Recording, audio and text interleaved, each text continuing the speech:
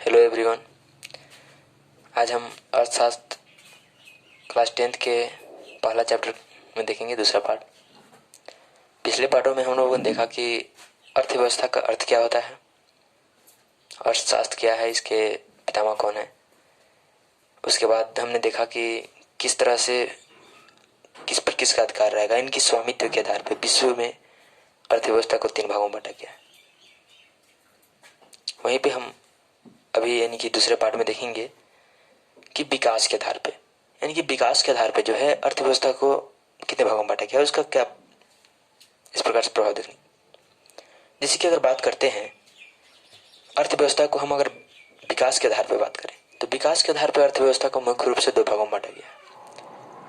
एक है विकसित अर्थव्यवस्था, दूसरा है विकासशील अर्थव्यवस्था। विकसित अर्थव्यवस्था यानी कि वैसी अर्थव्यवस्था जहां का प्रति व्यक्ति आय, राष्ट्रीय आय बहुत अत्यधिक हो और वहां के व्यक्तियों का जीवन स्तर बहुत अच्छा हो। यानी कि प्रति व्यक्ति आय वहां पे बहुत अच्छा हो, राष्ट्रीय आय बहुत अच्छा हो, अच्छा खासा यानी कि होना चाहिए। उसके साथ साथ वहां के जो लोग रह रहे हैं उनका आर्थिक जीवन बहुत अच्छा हो, अच्छा से जीवन व्यतीत कर रहे हैं, उनको ज्यादातर कुछ वस्तु को या सेवा को लेकर समस्या ज्यादातर नहीं है। तो ऐसी अर्थव्यवस्था को क्या कहते हैं, हम विकसित अर्थव्यवस्था कहेंगे। इसमें एक बात आता है कि राष्ट्रीय आय, प्रति व्यक्ति आय क्या है। यानी कि राष्ट्रीय आय यानी कि किसी भी देश के एक वित्तीय वर्ष में, यानी कि उसका वित्तीय वर्ष जो भी होगा, एक वित्तीय वर्ष में जितना सेवा या उत्पादन हो रहा है उसका मौद्रिक मूल्य, यानी कि मुद्रा में मूल्य जो होगा जोड़ेंगे तो उसमें से मूल्यह्रास घटा देंगे जो हानि हो रहा है, और जितना आएगा वो हमारा कहलाएगा राष्ट्रीय।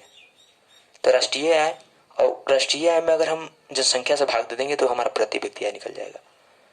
तो राष्ट्रीय आय और प्रति व्यक्ति आय जिस देश का अत्यधिक रहेगा, ज्यादा रहेगा, और वहां के लोगों का जीवन जीने का तरीका जो है बहुत स्टैंडर्ड रहेगा, अच्छा रहेगा, तो ऐसे अर्थव्यवस्था वाले देश को हम कहेंगे विकसित अर्थव्यवस्था। यानी कि वैसी अर्थव्यवस्था जो रहेगी वो विकसित अर्थव्यवस्था कहलाएगा। वही हम दूसरा देखते हैं विकासशील अर्थव्यवस्था के बारे में।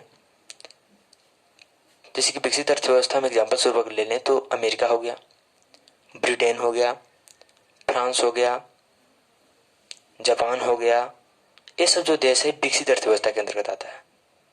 यहाँ पे जो है विकास यानी कि बहुत तेजी से हो रहा है, यहाँ का प्रति व्यक्ति आय अच्छा है, राष्ट्रीय आय बहुत ज्यादा है, यहाँ के लोगों का रहने का जो है सभी सुविधाएं उपलब्ध हो पाती है। वही जब हम बात करते हैं इसके दूसरा में विकासशील अर्थव्यवस्था में, तो वैसी अर्थव्यवस्था जिसमें प्रति व्यक्ति आय निम्न हो, साधारण हो, उसके साथ साथ जो है राष्ट्रीय आय साधारण हो, ज्यादा नहीं हो, और यहाँ के जीवन जीने का लोगों का जो है वो निम्न स्तरीय हो, यानी कि जीवन स्तर जो होगा निम्न स्तर का होगा। यानी कि इसके अपेक्षाकृत जो है विकसित अर्थव्यवस्था वाले लोगों का जीवन स्तर उच्च होता है। यहाँ के लोग जो है कई तरह की समस्या से झेल रहे होंगे, जैसे कि स्वास्थ्य की सुविधा जो है अच्छा से नहीं हो पाएगा, भोजन की व्यवस्था, यानी कई तरह की कुछ समस्याएं देखने को मिलती है। यानी कि वैसी अर्थव्यवस्था जिसका प्रति व्यक्ति आय निम्न होगा, राष्ट्रीय आय निम्न यानी कि साधारणतः होगा, और जीवन का स्तर जो होगा निम्न होगा, यानी कि ज्यादा अच्छा नहीं होगा, तो वैसे अर्थव्यवस्था को हम कहेंगे। यानी कि यहाँ पे विकास उतना अभी हुआ नहीं है, अभी हो रहा है, जारी है विकास। तो ऐसी अर्थव्यवस्था वाले हम जो यानी कि अर्थव्यवस्था जो रहेगा उसको हम विकासशील अर्थव्यवस्था कहेंगे। यानी कि विकास अभी कर रहा है, विकसित अभी नहीं हुआ है।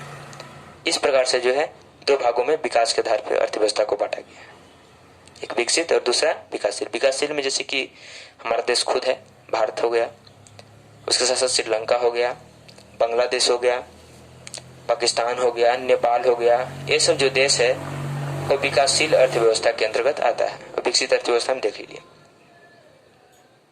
इस प्रकार से विकास के आधार पर 2 भागों में बांटा गया। आगे आता है कि जब हम अर्थव्यवस्था को क्षेत्र में बांटते हैं, अलग अलग क्षेत्र के रूप में उसको डिवाइड करते हैं, बांटते हैं, तो उसमें अगर बात करेंगे तो व्यवसाय और आर्थिक क्रियाकलाप के आधार पे, इनके व्यवसाय जो हो रहा है, आर्थिक क्रियाकलाप है, उसके आधार पे अर्थव्यवस्था को 3 प्रमुख क्षेत्रों में बांटा गया है।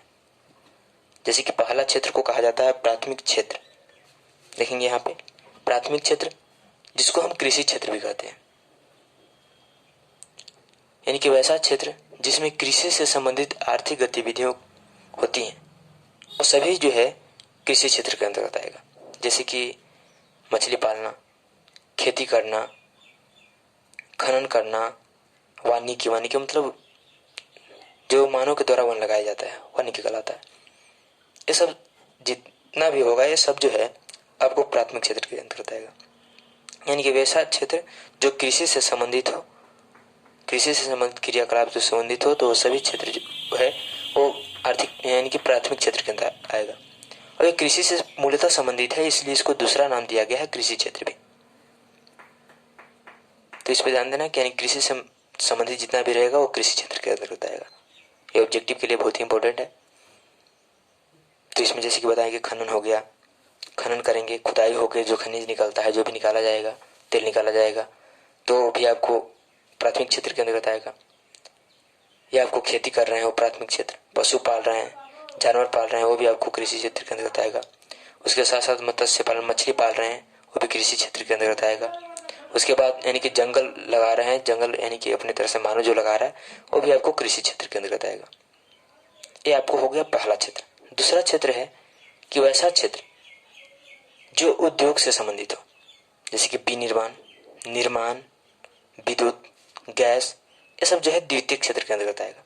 ये सब जो है उद्योग से संबंधित है, उद्योग धंधा से संबंधित है, जो निर्माण करने का काम करता है।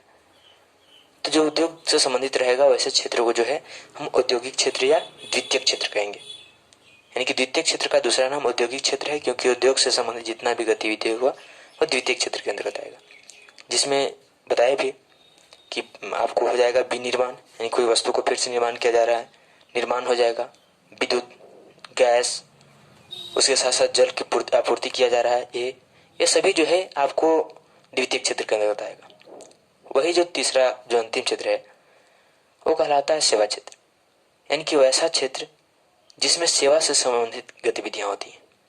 यानी कि लोगों को सेवा देने का जब काम होगा तो पूरा क्षेत्र जो होगा आपको सेवा क्षेत्र कहलाएगा। जैसे कि आपको परिवहन, यानी कहीं पर बैठ के जा रहे हैं, आने जाने की सुविधा, परिवहन में रेल भी हो जाएगा, तो रेल परिवहन हो गया, सड़क परिवहन हो गया, ये सब जो है आपको सुविधा देता है, एक जगह से दूसरा जगह पहुंचा रहा है, आपको एक तरह से सेवा दे रहा है।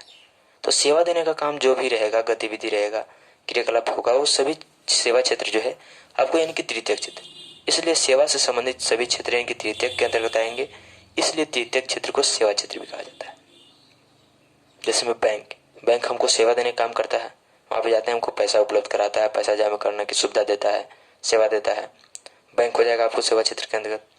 वही संचार, यानी कि कहीं पे यानी कि डाक के द्वारा कुछ भेज रहे हैं, पत्र के द्वारा कुछ प्राप्त कर रहे हैं, या रेडियो के द्वारा सुन रहे हैं, संचार की जो सुविधा है, यानी कि संदेश का आदान प्रदान करना, ये जो सुविधा है हमको प्रदान करता है, एक तरह से सुविधा दे रहा है, सेवा दे रहा है, तो ये भी सेवा क्षेत्र के अंतर्गत आएगा।